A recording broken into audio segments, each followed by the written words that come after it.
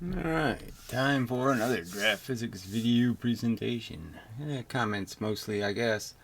Get to some relativity stuff eventually in here somewhere, and gravity, I don't know. Different, well, whatever. We'll just see where it goes. So, starting with comments. So, the guy who's doing one of the simulations said, I've uploaded a new video simulation to include both curved all and flat wall. Flat and curved wall. Um, there's just no point in including the flat one because, frankly, it's obviously inferior.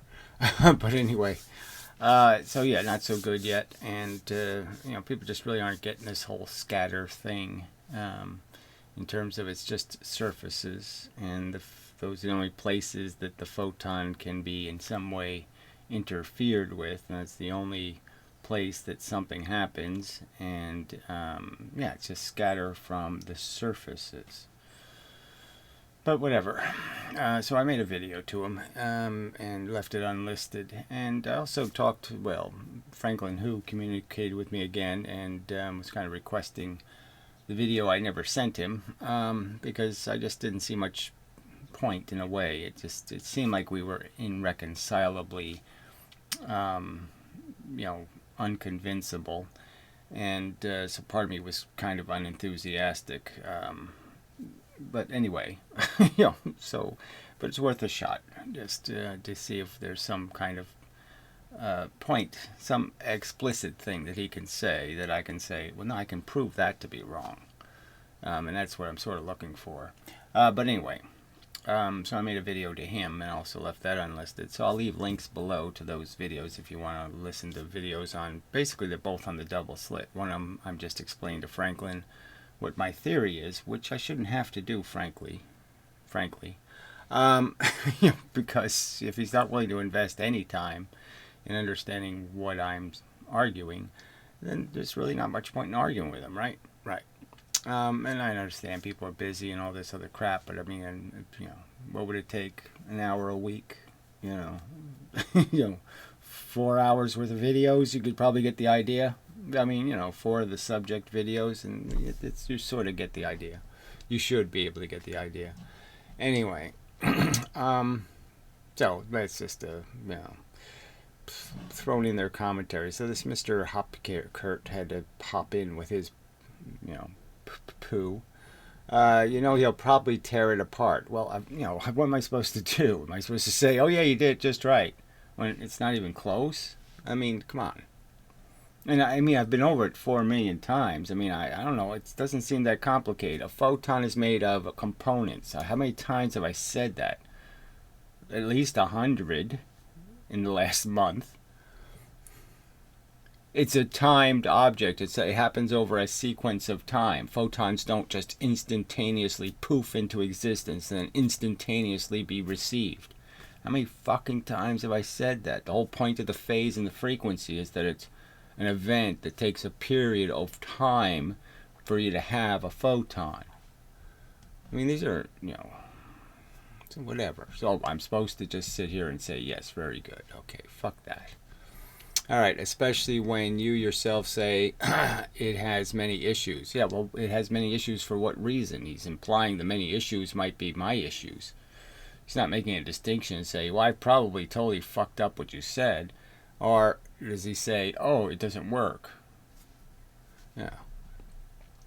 I guess you must have thick skin. Well, I'm supposed to have impenetrable. I'm supposed to just accept all of this crap. Frankly, from you people, stuff I've been over and over again. I'm supposed to go over and over it again and again. Okay. Yeah. So, whatever. So, I did leave a link there, so you can see it if you go to that comment, but I'll leave the links below. I'll try to remember. Anyway, so then Mr. Hopkert again. Yes, I should have clarified. Yeah, you sit there and bring up a subject. Oh, I encountered this great philosopher. You could have said that even. I mean, the guy's known for writing fairy tale novels, okay? I mean, called science fiction. That they're little fairy tales, okay? That's what he's known for, All right, so how the hell did I know you were talking about his books? He doesn't really do lectures, so I say, okay, maybe you're foreign. Maybe you think when you do an interview that's called a lecture. But frankly, he doesn't have lectures online. Anyway, wasn't asking about the woo. That's just fiction. Yeah, well, frankly, his belief in physics is fiction. Okay, he falls for all this positron brain stuff. Breaking the speed of light, wormholes, all of that crap is okay with him. So he's full of fiction, in my opinion. Doesn't interest me unless I want to escape for reality for a while. Well, again, that's what he's famous for. So again, you bring up somebody who's famous for something, and I'm supposed to know what the fuck you talking about. You're talking about his sideburns. You really liked him because he has cool sideburns.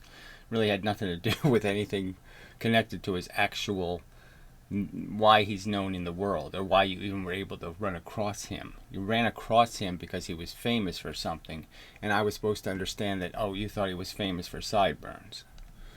I discovered his interviews online. Yeah, his interviews from 1980 with Dick Cavett. I mean, frankly, it's not exactly, this is like elitist pop culture. I mean, pop culture and elitist pop culture, there's not that much difference. They don't get to anything important. It's like saying I saw him on Joe Rogan. Ugh. I liked his manner and what he was saying about mankind, society, etc. Well, what was he saying? Oh, mankind is a little bit stupid. I mean, he's not saying anything important, and his novels are so pro-human and so pro-baby mush. It's like, okay, in the Nemesis one, the big horrible threat is that there's a second sun and it's going to disturb Earth in 5,000 years, and they're worried about moving the people on Earth. Well, wouldn't you think in 5,000 years they could figure out how to freeze their sperm and eggs and just tell everybody, look, we can't have babies, when the Earth is going to get destroyed. So when that's going to happen, we're just going to put all your little frozen bits in a little spaceship and shoot them to another planet, and we'll have your babies there. Is that okay? I mean, there's a ton of solutions besides moving 8 billion people in 5,000 years when they don't even live to be 5,000 years old, right? So, I mean, the fact that he couldn't even imagine a world in the future that would grow up enough to say, well, I really don't need babies. I mean, they're really not essential to my life. And every character in the novel doesn't have kids. I mean, none of them are spending any time doting on their children. There might be children in the story, but there's no, let's talk about family life and how much fun it is to have a family. That's not his novel. His novel is not about all the gooey little fun you have with kids. So shit, the whole thing's a lie. Anyway, I liked his manner and what he was saying about mankind, society. Yeah, what was he saying exactly? What he should be saying is that we're all dumb fucking robots, okay? We're just doing the same redundant shit over and over and over again. And me, writers, we're just writing the same fucking stories over and over. And we just change Romeo and Juliet's name a little bit, and we change where they live. But we just tell the same fucking stories over and over and over and over again. Okay, not his fictional writing. Well, again, there's no distinction. His fictional delusions about mankind's future are just as silly as his fucking fictional stories about, superluminal transport. I'm not some sci-fi nut. So you got the wrong end of the stick there. Well, whatever. I didn't get anything wrong, okay? You post a stupid comment about, so I just ran across this incredibly brilliant philosopher, blah, blah, blah, blah, blah, who's been known for decades by everybody else in the civilized world. And, and you're making it into something. He's just a Carl Sagan at best. He's just another version. He's a Carl Sagan who wrote fantasy stories. Okay, anyway, I didn't mention any of his sci-fi novels. Well, again, you mentioned his name, and that's all he's known for, fuck nut. Okay, he didn't run for Congress or something. So I don't know where you got that notion from. God, you're such an asshole. Also, I don't have to be. You don't have to be so harsh, man. I wasn't even close to harsh. You brought up the subject. I made my commentary on your hero. Okay, you saying he's great. This is the most fantastic thing I've run across. Blah blah blah blah blah. I think your hero is less than heroic. I don't think he did humankind any good with these fables about how we can overcome anything, because apparently we can't even overcome anything. We can't sacrifice 10 cents for the fucking future's welfare, and that's a clear fact. And there is no happily ever the fuck after, okay? All these stories are happily the fuck after bullshit. And as a matter of fact, technically, I do not live under a rock. Well, whatever, you appear to. If you don't know who Isaac Asimov was, and you have any interest in science or literature related to science, and you don't know that name, then yeah, you're pretty clueless. Or on top of one. Depends on which way you consider up to be, doesn't it? Oh, I love people who play games like this with words. What does is mean? Depends on if is wasy. Is was, or is it was times then? Is that what an is? Anyway, thanks for the positivity. Yeah, what is there to be positive about? Just explain to me in a fucking paragraph what the fuck there is to be positive about. Just name me a few of these positive things that are taking place. I'd be really interested. Fuck. P.S. What you mentioned at the end of your berating, I mean, it wasn't even close. I didn't even touch you. Okay, and here you are running. Oh, hysterical. Frickin'. What a pile of shit. So you can't even get this right. P.S. You mentioned at the end of your berating Asimov on bigotry, etc. No, I was talking about Gene Roddenberry. What I said was Asimov was kind of a lame storyteller compared to Gene Roddenberry, who actually put an awful lot of very good themes in all of those Star Trek episodes. They all kind of had a underlying theme that was that dealt with some of human imbecilities. Frankly, the whole idea of the conflict between Spock and Kirk, and the facts don't add up, that most of what they're doing is stupid. That was a really good idea, a nice gimmick. And what I love about the guy, we'd agree on that at least. Yeah, whatever. This love about the guy thing, I just don't go for that kind of crap. So, and then he says, in another comment, compression, acceleration of force. Now, compression, okay, all right, it's not a terrible word, but I don't really deal with anything called compression here, right? I mean, it's stuff banging into stuff. There's pressure. So that would have been a much better word than compression. Clearly, I'm arguing that things like batteries rely on expansion and contraction to store energy, but there's not that much compression in the theory. But anyway, acceleration of force. Well, right there, you're in big trouble. Forces don't accelerate, right? Matter gets accelerated. And the catch is that it gets accelerated in this kind of bizarre manner where, bizarre by traditional notions, in the fact that it can't really continuously go anywhere, a piece of matter. It's constantly in a field that's jiggling in. So the best it can do is jiggle its way into the future. That is, it starts, it goes, and then it stops because it hits some equal and opposite force, and now it stops. And now there's still more force on that side, so it goes again. But then it hits force and it stops, and then it goes again, and then it stops, and then it goes again. That's acceleration.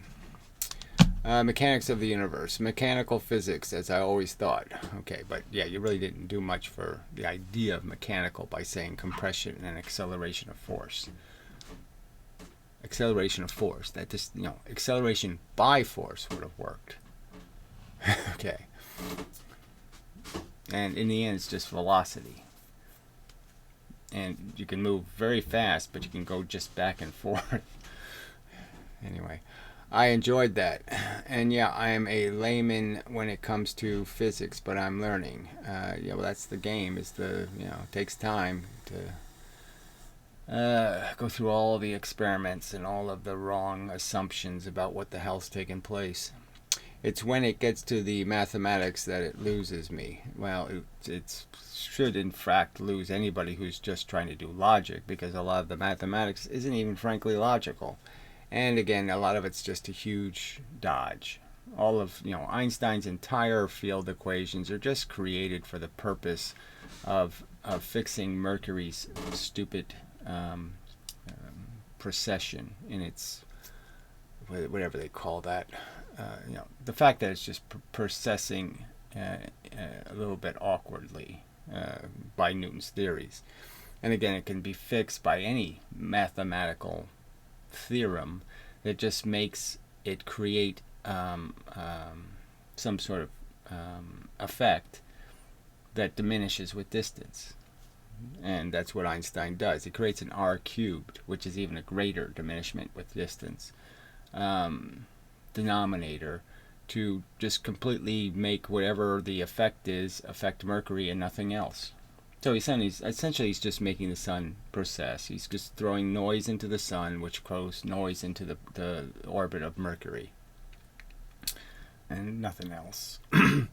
But a big convoluted mathematics just some sort of imply that it has something to do with the speed of light, when it doesn't have anything to do with it. I'm mathematically, you wouldn't need it. The speed of light is so simple. Why would the equation have to be insanely complex if what you're saying is there's time dilation? Time dilation would be kind of a simple line you draw, and you just apply the line to the precession of Mercury. Why would the equations have to be insanely complex? All right, I'm mechanically minded, so I have an interest in physical interactions and elements. Yeah, well, likewise. I've always been interested. I wasn't one of the kind of people who just said, you show them a car and you just say, oh, it's a car. Okay, you're driving it. Yeah, I was always, how does it work? Substance, matter, cause and effect. There you go. Also, there is something to be said for involving yourself in a subject where you don't necessarily know the rules of how something should work. Well, I don't know about that. That's the first thing you should be looking for, is the rules. That's the whole point. They gave me a set of rules that made absolutely no sense. Photons are doing this, whatever that is. There is a chance of making discoveries because your thought process is not restricted by conventional theory. Whatever. It's not that you're restricted by it, it's that you're appalled by how silly it is. So yeah, you don't. If you're looking for the truth about the origin of mankind, you spend 10 seconds contemplating God and you say, well, that's a silly fucking answer. Alright, anyway. And then you fight the silly answer, allowing you to push the boundaries of what is accepted. Whatever. I mean, what is accepted is irrelevant, frankly. Frankly, it really didn't matter to me what was a popular theory. I was just going by what was rational, what I could freaking understand as being sensible and consistent. That's it. You're just looking for it to fit. And if it don't fit, you gotta quit. In this case, if the evidence doesn't fit, obviously all the evidence fit in the OJ trial. Many innovations come about in this way. Well, so you're an expert on that, are you? If your destination is the answer. Yeah, well, what I'm arguing here is obviously that's what Einstein did and a lot of other people did, and they didn't have the right answer. They had just another stupid answer. They just replaced one religion with another religion. What really matters is that you get there, not how. Well, it really matters how you get there because there's a process. And frankly, they had some of that figured out in the sense that they said, oh yeah, science should be disciplined. It shouldn't jump to conclusions. It shouldn't jump the evidence. It should repeat experiments. That's really important. You can't take anybody's word for anything, so find another source that's doing it. Right? And they violate all of that all the time. CERN tells us, okay? There's no other people doing any other scrutiny of what they tell you. It's just their opinion. And then LIGO, it's just LIGO's opinion. They're seeing a gravitational wave. You're not getting any. The real data isn't being scrutinized in any sense by anyone capable of, seeing where they might have made a mistake. except me, and I can only do it superficially. I can point out how it sounds kind of ludicrous that they can measure how far a photon has traveled exactly, so precisely, when it's crashed into a mirror 1,600 times. Seems to me that they have no way of knowing how deep each impact with the mirror, what atom it hit. Whether the atom was this far into the mirror or this deep or that deep. How the hell can they measure 1/10,000th of a proton when every single photon is bouncing into atoms that could be miles apart? Anyway, except in the case of physics. Anyway, you catch my drift. Well, I don't even think I do. Thanks for sharing. Well, I'm really not here to share. I'm here to make a fucking argument, and I need somebody to argue with who actually knows something about physics. And by the way, are the experiments in physics. It doesn't have a bunch of fake experiments in their frickin' head like most physicists. And by the way, I like you, man. Well, I don't care. Even though you can be a grumpy git, English expression. Yeah, they're all kind of faggoty. Those English expressions. And if you couldn't care less, that's right. Well, that's fine. Yes, that's what it comes down to. I really don't mean to be this. I don't do the human interaction thing very well. I don't like humans. Most of them are just assholes. So if they get one thing right, they have 5 out of 10. There's a whole bunch of other shit they got wrong. It's not much to like about people, frankly. You interact with them a little bit. You get familiar. You say, yeah, okay, they're sort of cute. Blah, blah, blah, blah, blah, blah. But yeah, the whole thing doesn't mean much to me, frankly. I'm on a different mission. Anyway, I'm just not trying to make friends. I'm trying to win arguments. I'm trying to be given the opportunity to win the argument, frankly. I mean, I know I can win it. I just need the chance to win it. Once again, thanks. Well, 1 minute you're complaining, and then the next minute you're saying thank you. Contradictions are just not too useful. All right, can you discuss time dilation and gravity? So he links to the stupid Science Asylum video, which I think I already played, frankly, but whatever. And it basically is trying this gimmicky theory that the Earth is rising, and that's what gravity really is the Earth is moving up, and it's just a gimmick. And so I'll try to explain that, but I'll do this other comment first and then come back to that one.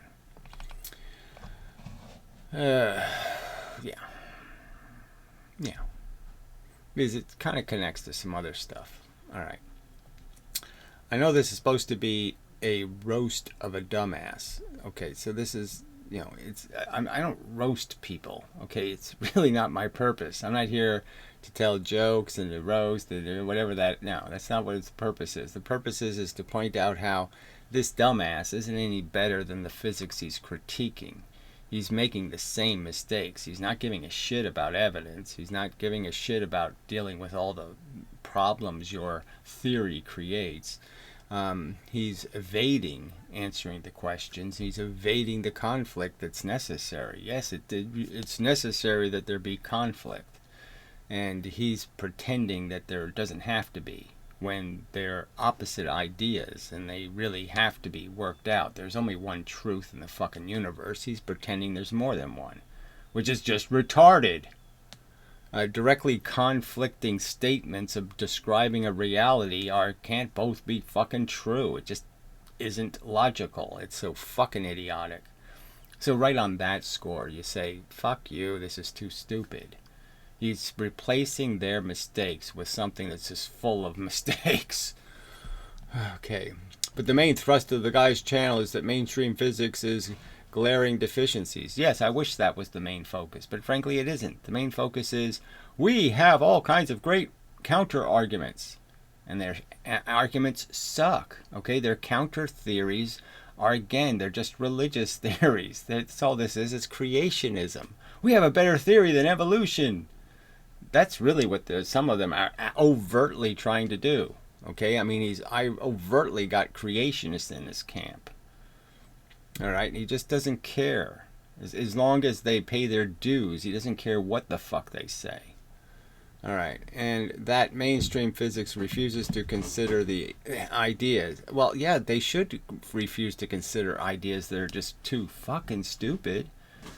So, to some extent, there has to be a line drawn. I mean, I wish I could say, oh, yeah, mainstream physics should pay attention to dissidents. Why? 9/11 truthers, flat earthers, infinite energyers. I mean, why should it pay any attention to this shit? Okay, most of them tinfoil hatters had deserved their tinfoil hat, frankly. I mean, only, all the counter theories to Christianity, well, 99% of them are all religions, right? They're just Buddhism or some other bullshit theory of creationism. And only evolution is the right answer, right? So only one of them is the right dissident. And it happens to be that case here. They're all wrong. I'm right. I'm following the right path. Where does the evidence lead? Okay, not where do I want it to go. I mean, people like Jeff Yee overtly admit they're doing this alternative physics thing because they know the world needs more energy and it needs science to come to the rescue. So we need new science so we can come up with some new gimmick to fix everything. New scientific gimmick. I mean, it's on its face a silly purpose. I hate conventional physics, not because I think we need to save the world with new physics. No, I hate conventional physics because it's fucking idiotic and silly. Anyway. Refuses to consider the idea that some other model may provide better explanations. Obviously, yes, they don't want to say they've been wrong for 100 years. But yes, their model has been broken. Einstein broke it, so that's another guy I want to talk about, is this unsucker guy who's, thinks Einstein was brilliant and all the rest of the physicists were the problem. When, no, Einstein started all this crap. And it's not his fault, but I mean, it's just the fault of the circumstance that he became the first pop icon physicist science guy, and that's the problem. I mean, it was Newton and then Einstein, nothing in between Newton and Einstein. It was almost nothing. Maxwell maybe, but nothing raised any eyebrows. And so it's all about Eddington and the fake of that stupid experiment that made Einstein a household word and blah blah blah blah blah. It just became some pop culture thing, and so they started feeding this wacky science. And they stopped feeding Edison-style science, trial and error science. You seem to agree with him on the dispute of thinking that the specific alternatives he presents, on this despite your thinking that his specific alternatives he presents are no more successful than the standard model. It's not about being successful, whatever that is. It's about being coherent. He doesn't prove anything he says. He made a movie called Einstein Wrong, and there isn't any proof anywhere in it. There's no real example of Einstein wrong. There's just a bunch of tinfoil hat commentary saying Einstein was wrong. Okay, am I wrong? Yeah, maybe. Do you also take, you just couldn't pay any attention to watching any of the videos or the subject videos. You just think I should personally explain to you the entire purpose of this channel. Do you also take issue with people like Neil deGrasse Tyson? Yes, of course, I have in the past pointed out he's an idiot. Who say things like, so he takes this from this other idiot, right? This other idiot thinks this is the big deal for deGrasse Tyson. No, the big deal to argue with deGrasse Tyson is the actual physics he thinks is actually true, and the fact that he thinks things that something has been demonstrated with an experiment somewhere. Einstein theories will never be disproven because they are too good. Well, obviously they're too simple. You can't disprove a God theory, and that's all Einstein's bent space is. It's just made up a fantasy mechanism that doesn't have to take any responsibility. It's like dark matter. Let's just invent something that does everything we want it to do and nothing else. And so that's all bent space is. We already know there's pressure, right? I mean, duh. I'm being pushed into the earth. Duh. Right? And it's the center of the earth. We already know the simplistic parts of gravity, that it's like the opposite of a light bulb. And so Einstein just said, Well, if I bend space, that's the same as the opposite of a light bulb. And now I don't have to account for photons. I don't have to account for their existence. I don't have to account for what they hit. I don't have to account for their being real in the universe. I'll just say space done it. I mean, it's a nothing answer. It's a nothing description of a cause. It says nothing as a cause. We already know what the effect is. Yes, you could draw a light bulb as a bending, right, of the production of photons. You know, you could draw it that way. Would it be saying it right? Would it be accurate? I mean, it's the inverse square law thing, okay? I mean, the light bulb does the same thing. This hand does the same fucking thing. I could say my hand is bending space. Am I explaining why it's 4 times bigger here than it is here? No, I'm not. All right. Do you think that mainstream physicists are generally overconfident? Well, of course. They just keep saying yes to anything they invent. Some guy says, well, why don't we... Okay, well, we need a source of gravity, but it can't be visible and it can't be detectable. And why don't we just make invisible anti kind of matter stuff and say it makes gravity, but it's invisible. And they go for it. I mean, it's nothing. It's not an answer. It's a silly God of the Gaps placeholder, and that's all Einstein spent space was a silly placeholder. All right, and overall their positions, yes, they oversell their positions. Obviously that's the whole point. It's all hype. Okay, it isn't proven. They say it's the most proven theory in the history of mankind, the most accurate mathematics. They can't even accurately describe a 2-slit experiment. As I've pointed out, nobody can link me to one experiment, one 2-slit experiment done by a physicist where they actually get the facts right. And it's 2 fucking slits. It's so simple. And they can't describe that experiment accurately. Let alone interferometers and figuring out that beam splitters don't create 2 equal beams and all of that crap. So, I mean, shit. Anyway. Alright. So let's move on to this unsucker guy.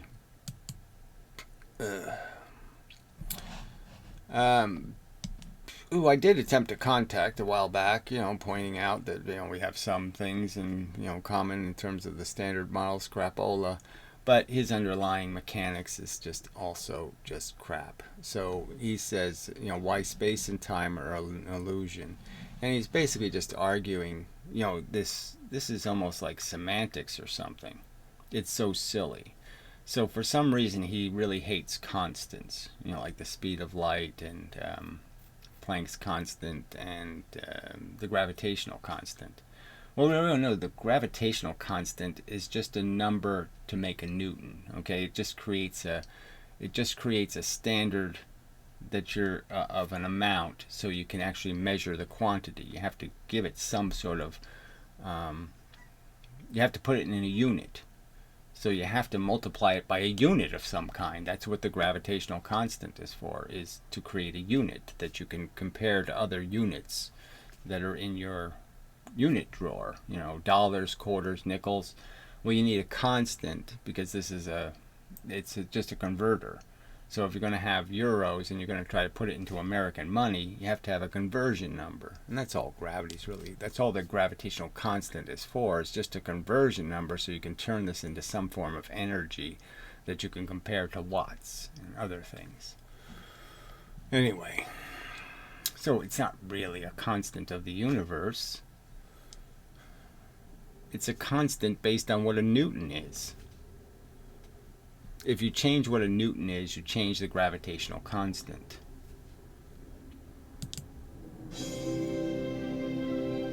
So I don't want the beginning of this. No, somewhere in here actually. Shit, I didn't remember where I was. Too bad. Fundamental constants exist at all.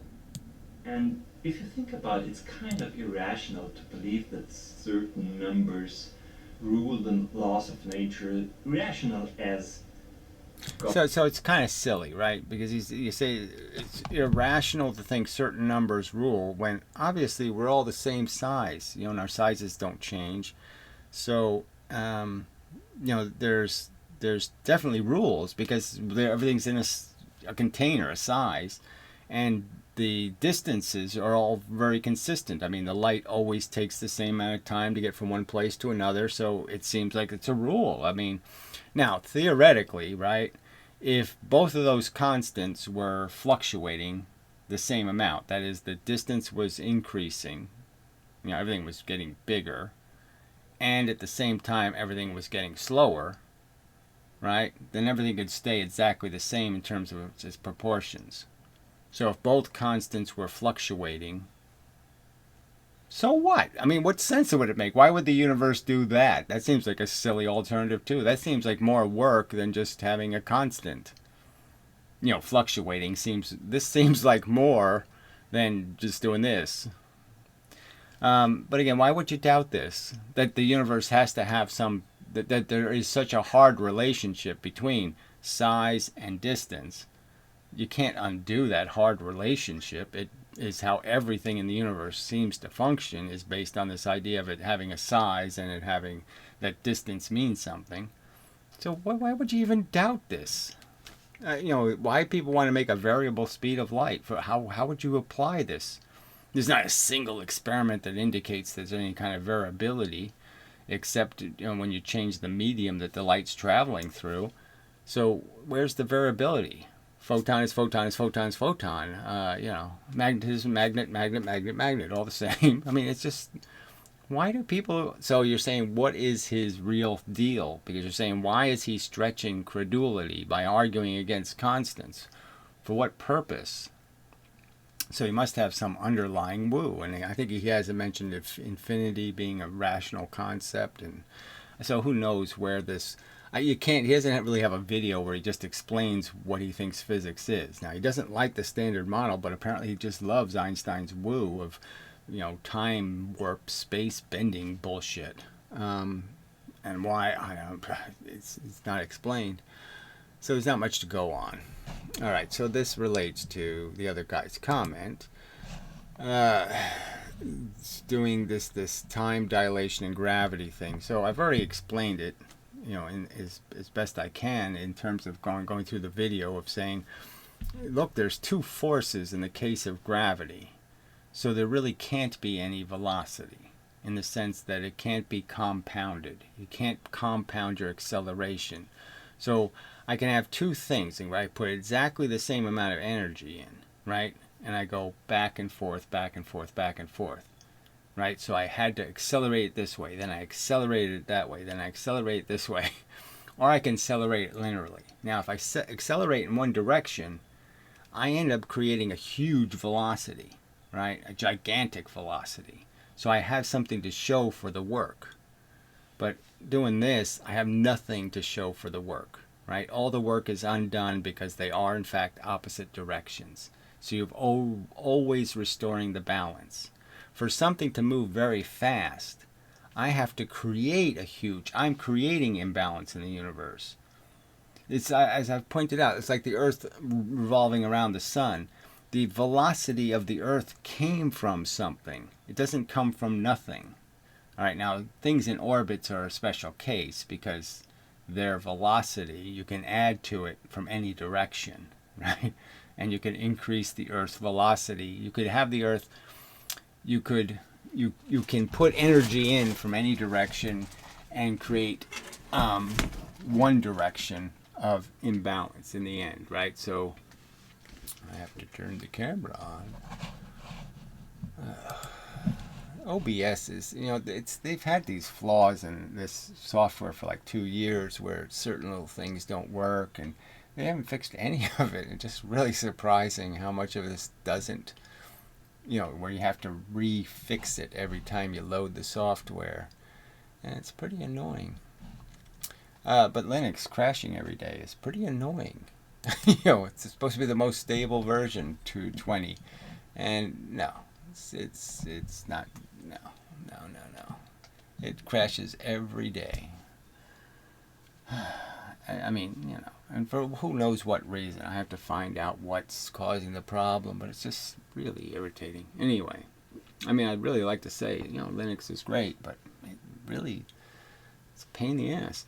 All right, anyway, so something's got an orbit. You can put energy in. I can hit it, in the same direction it's turning, and I can make it go faster and faster and faster and faster in the circle, and then I could release it, and it goes all in one direction. All the energy goes in one direction. So I've created a huge imbalance in the universe in the sense that I've got a bunch of force pushing something really fast in one direction. So there must be a bunch of force in the rest of the universe going the opposite direction that isn't being used at the moment. So the universe has this huge imbalance in it. But if I move something back and forth, right, then I constantly am just restoring the universe to balance. There's no leftover. There's no remainders, right? I mean, I go from having something hit this way and then this way, and then I use it. And so there's no remainders. There's nothing left over somewhere. I haven't created this huge imbalance. That's one way of understanding.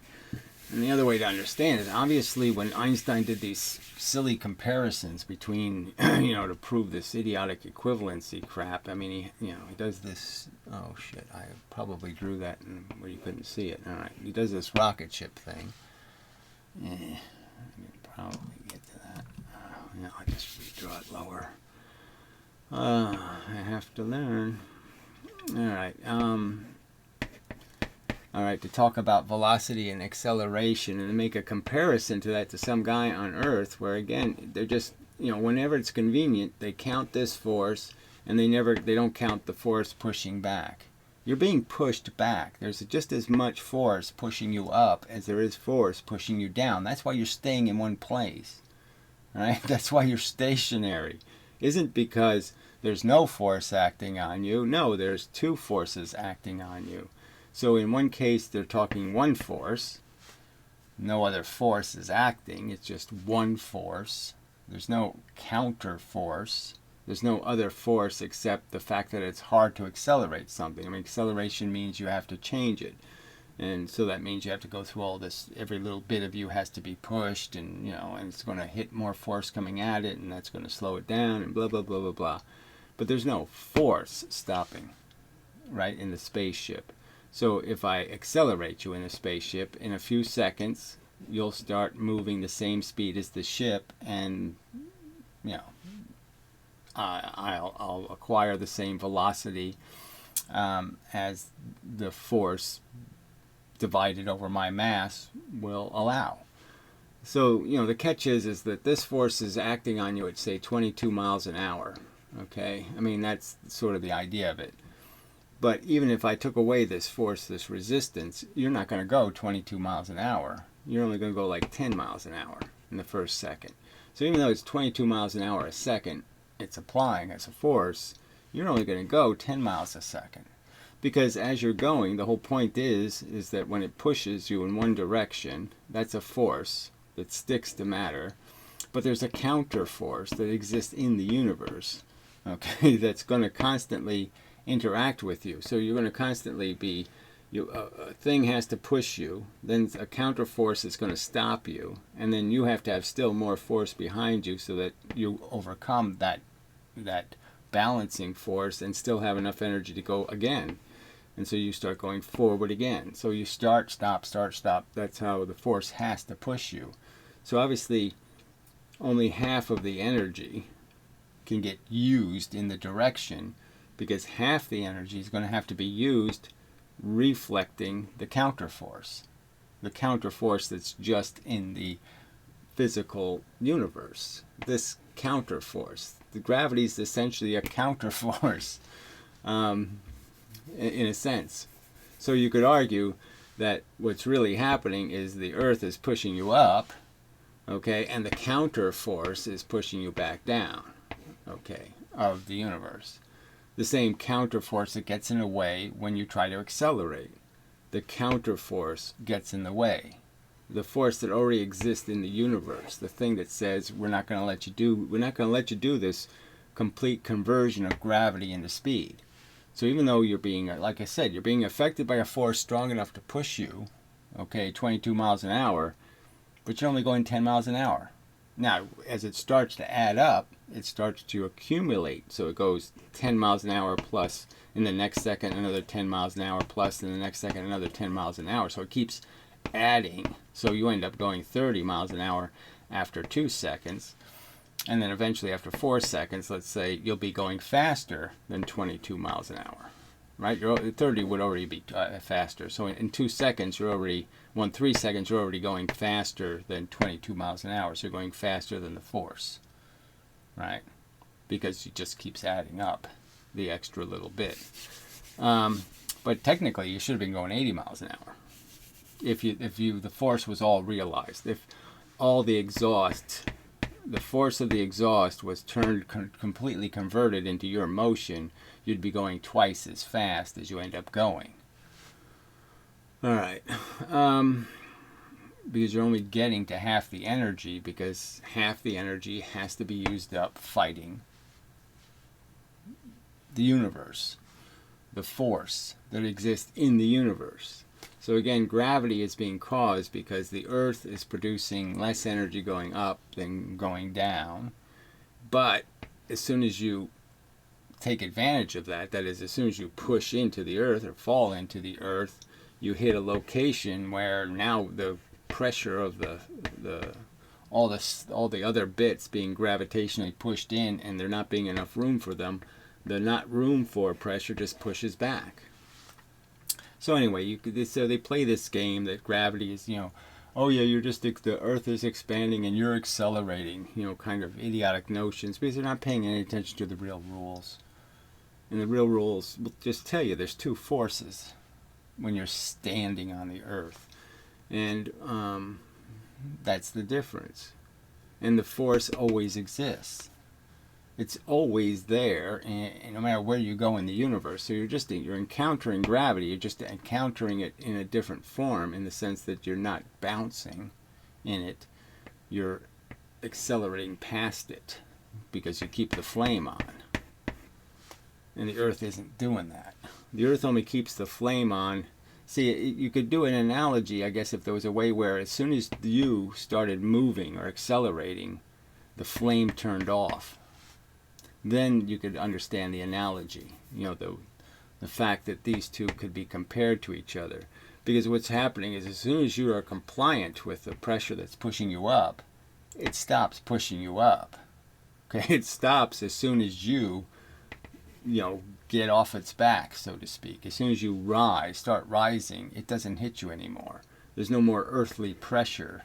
As soon as you start complying and going in the direction of relieving the pressure, it stops applying the pressure. And it only reapplies the pressure when you bounce back down again and try to impose your cell, your atoms into its atoms. When you start pushing your electrons, more of your electrons are pushing down than are going up, then it says you're invading my space, and it pushes back. So it only pushes back when you are imposing. And when you're not imposing, the flame's off. So that would be some way to analogize it. But they're just making a comparison you should never make in the first place. It's not comparable circumstances. I mean, they're not exactly the same thing. And again, this force, the key thing I wanted to point out, the force up has to go through your feet or your ass. All right? It has to push through all of your matter in this difficult way, where this force from the universe gets to get every little bit of you so much easier. I mean, it hits all of your atoms all of the time, so that's why you don't feel it. You don't feel gravity because gravity's pushing every little piece of you. Well, not every piece, but a substantial number of all of your pieces are being pushed really quickly, so you don't notice any difference. Your feet aren't moving faster than your head or your stomach or other parts. They're all getting pushed evenly, where this force isn't pushing you even. So you're going to feel it because your feet are going to move faster than your stomach and other parts of you. So you're going to feel that change, and you're not going to feel the change in the other direction. The motion in one direction is being created by a force you can't feel, and the motion in the other direction is certainly one you're going to feel because it has to go through your physical body. So that would be one way to make the comparison. But obviously, people play all kinds of little games. And so that stupid Science Asylum guy, just like Veritasium, is just playing a game with the concept to have this illusion that somehow bent space has something to do with floating up or something. And again, they don't do it in any explicit manner. That is, the amount of your velocity. See, they're thinking about your velocity as if the counterforce didn't exist. So they're saying that your jiggle rate, you could say, is actually a velocity, like a real velocity, like you're really covering real distance. So they're adding the real distance of your jiggling and saying you went that real distance in a certain amount of time, and therefore you went 70 million miles an hour. So they're trying to say you're, to turn into a time dilation question. But obviously, as I'm pointing out, no, you're just undoing. You're not gaining any velocity because you're going up and down. And so you can't really be doing any of that.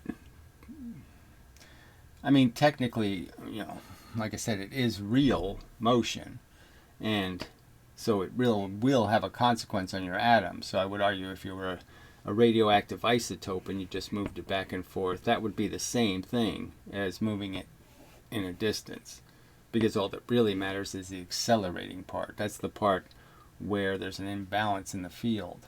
So all there has to be is an imbalance in its external field. The field that's pushing it this way, and then the field pushes it this way. So there's a constant imbalance between the fields. And it's the imbalance in the field that's causing the decay. That's causing the lack of decay. Because for the thing to decay, it needs equal amounts of energy hitting it from both sides. That could just be the rule. Well, you can't see that. The rule is that equal amounts of energy have to hit it from both sides because it has to, a simultaneous event has to take place. And obviously if I'm moving into the force, then I'm not getting an equal amount of force from both sides, and therefore I can't have a simultaneous event. It's like your car is moving and you want something, and there's stuff just floating, balloons, or just tied to the ground. You're just hitting. Obviously, when you're driving into the balloons, you're hitting a lot of balloons forward, but not too many in the back are busting, right? It's probably not the best way to analogize it. Because you have to give the balloon speed. Obviously, the balloons are moving the speed of light, and so blah, blah, blah. So, obviously, no matter what speed you're going, the ones from behind you, they're going to hit fewer than the ones in front of you. And so now, if you need two balloons to pop at exactly the same time in the hood and the trunk, that can't happen if you're moving as often. It'll happen less frequently. All right, so obviously we are moving on the surface of the Earth in a direction because we're bouncing on the surface of the Earth, which means we're traveling. Each individual electron is traveling a lot of distance because the electrons are going up and down constantly. And the Earth is moving, and so that compounds the distance the electron travels, which means in a certain amount of time it's traveling a lot of distance, which means it had to encounter a lot of force to do that. You can't move distance without encountering the force, gravity, the force in the universe. You have to overcome it to move. And so any motion, whether it's up and down or going in a direction, you are overcoming force. You are an imbalanced force. So that would be the things that are the same. But anyway, all I'm saying is they're trying to, they're perverting it. They're distorting the mathematics just enough to try to make this illusion. But there's no real connection between there being enough of this time dilation, that even with that there would be enough of a time dilation effect to actually simulate the amount of velocity we get from gravity. So they still haven't proven that even if they could use time dilation as a way of explaining a kind of expansion of the Earth, that they could ever gain enough to create 10 meters per second acceleration. But anyway, it's really, it's a little complicated. I'm just saying the theme is just based on this broken notion that all forces are the same. That the force of gravity is exactly the same as the force of the Earth pushing back. And the simple argument is obviously gravity is moving everything at once. It's raindrops, and the stuff coming from the Earth is bowling balls. I don't know. It's obviously much clumpier. The force pushing you back is pushing you back much less efficiently than the force that's pushing you down. And again, the root cause isn't the gravity. The root cause is the Earth pushing back. The physical Earth is pushing back. The Earth is radiating less. It's like it's a light bulb, okay? It radiates less energy out than went in, right? And that's the gravity part. That's the part pushing you towards the Earth. But once you're on the surface of the Earth, where the matter is, it's you pushing into the Earth that's forcing the Earth to push back. Not the gravity. It's your physical incursion into the matter that's creating the pushback. The force between the matter bits is just like gravity, except when it's pushing matter, that's a bigger clump. I mean, atoms are bigger than the little tiny force bits. So I'm just trying to get to the point that it's just the same obvious difference between me pushing you with a 1 pound of force with my hand and me pushing you with 1 pound of force with a bullet, Well, let's say 100 pounds. One of them you're going to survive. The other one is going to go, poke a hole in you. Bore a hole in you. All right. I think that covers everything I need to cover in this video, I think. Yeah, blah, blah, blah, blah. Blah, blah. Yeah. That's enough. Till the next time and such and so forth and whatnot. Yeah. Oh yeah, I'll link to the 2 videos. There's probably something else I should mention, but I can't remember what it is at the moment. So I won't mention it till some other time.